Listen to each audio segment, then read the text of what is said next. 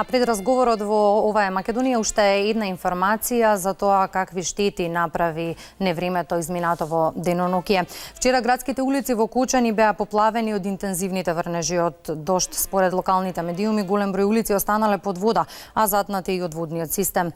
Невреме со електрични празнења и силни врнежи од дожд со град ја зафатија Струмица и Струмичкиот регион. Во градот не се регистрирани сериозни поплави по улиците, а според информациите уништени се голем број земјоделски површини, но се уште нема официјални податоци за големината на штетата. Имаше ли невреме и материјални штети во Демирхисар и за проектите кои што се реализираат во оваа општина? Ке зборуваме со гостинот во оваа Македонија. Му велам добар ден на првиот човек на општината, господинот Лјупчо Блажевски. Добре дојдовте. Добар ден, добре ве најдов. Благодарам за поканата. Поздрав до вас и поздрав до гледачите на Македонската телевизија.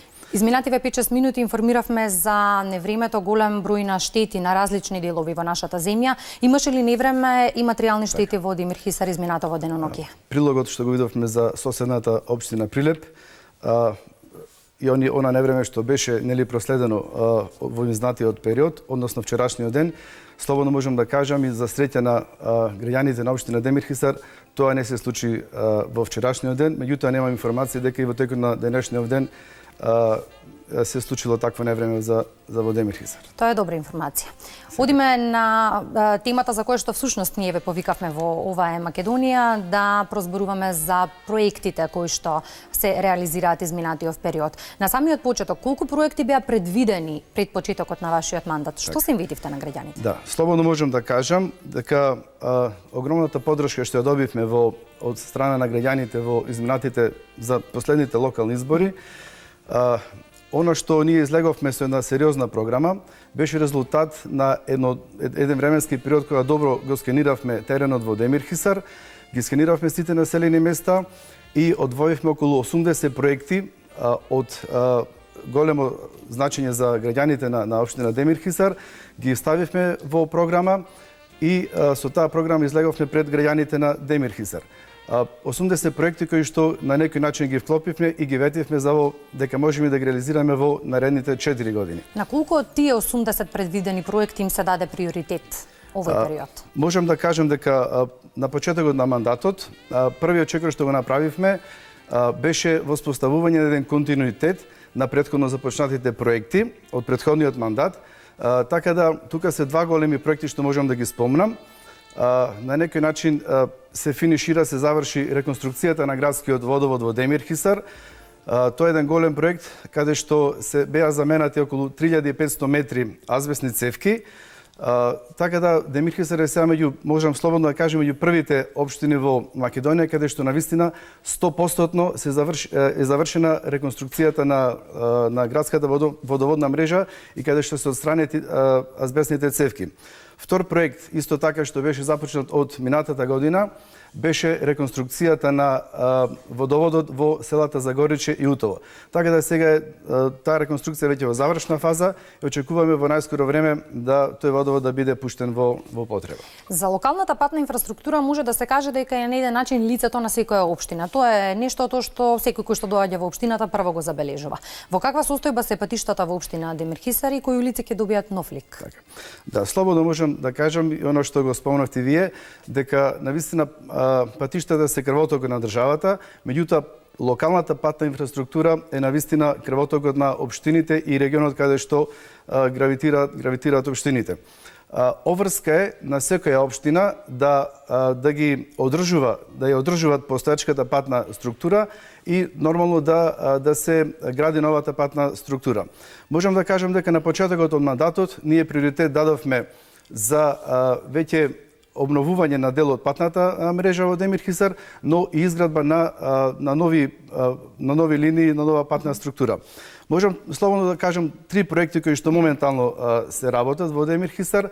Тоа е завршување, односно 50% е завршена градежните работи на патот Суводол до манастирот Пресвета Богородица.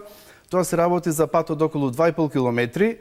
Проектот е финансиран од страна на Светска банка и чини околу 16 милиони денари. Моментално завршени се земјаните работи и веќе извршено тампонирање на локален пат Стругово, Загориче и Утово во должина од 1,5 километар, средства обезбедени од ЕБОР и проектот чини околу 7,5 милиони денари. Исто така, оперативата моментално на јавното предпријатие Македонија Пат работи на реконструкција на регионалниот пат делница Демир Хисар Прилеп во потегот меѓу селата Света и Еденаковци. Значи тоа се трите проекти што моментално се работат во Демир Хисар. Во првите 100 дена од вашиот мандат успеавте и да финализирате, да заокружите неколку проекти. Така. Значи во како што спомнав и претходно, завршена е реконструкцијата на градската водоводна мрежа. Понатаму, во меѓувреме е направена реконструкција на комплетно на градското осветлување. Во соработка со Пелагонискиот плански регион, од оние во програмата што ги имавме вметнато проекти, се противпожарна со неколку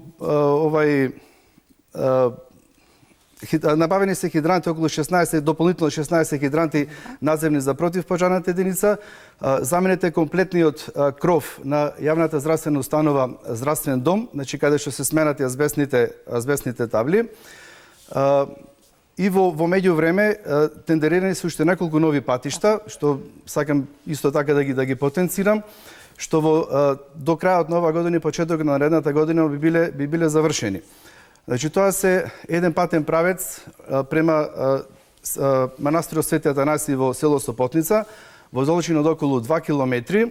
Проект исто така финансиран од Светска банка, со некаде инвестиција од околу, висина на инвестицијата околу 11 милиони денари.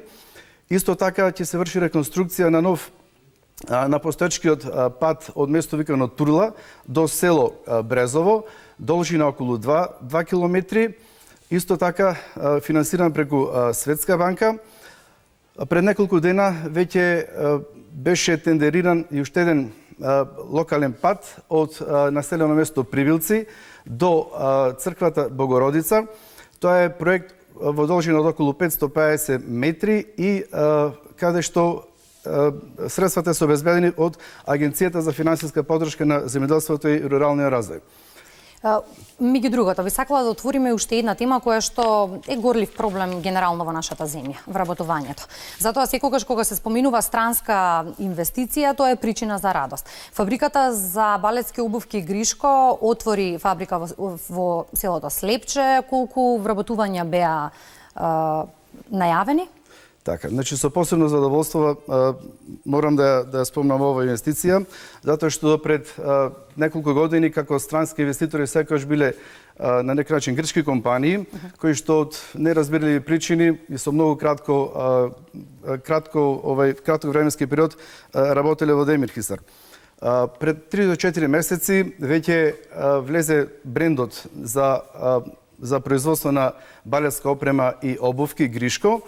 Значи, една прва инвестиција настрана од руската држава, влезена во Македонија.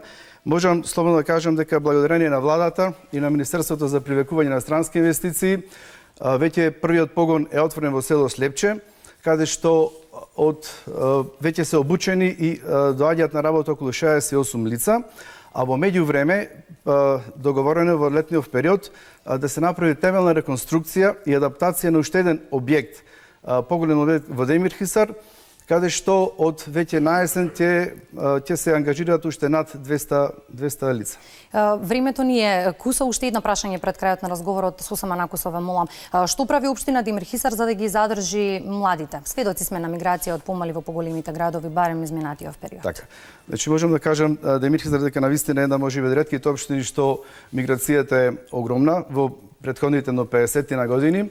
Така да еден од приоритетите во нашата програма беше навистина да ја спречиме миграцијата, да ја намалиме така наречената бела чума што ни се случува во Демир Хисар и на некој начин тој европски сон што навистина го имаат младите структури да оградат тоа во Демир Хисар на своето дедовско и прадедовско огниште.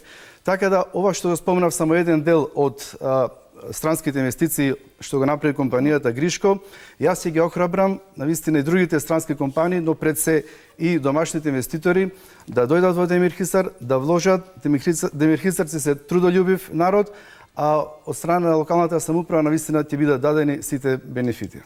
Јас ви благодарам за гостувањето во Ова е Македонија. Многу успех во работата, па за сето она што ќе биде ново и актуелно повторно. Ви благодарам и вас. Ние одиме натаму, имаме директно вклучување во емисијата и тоа од Велес. Многу фолклорни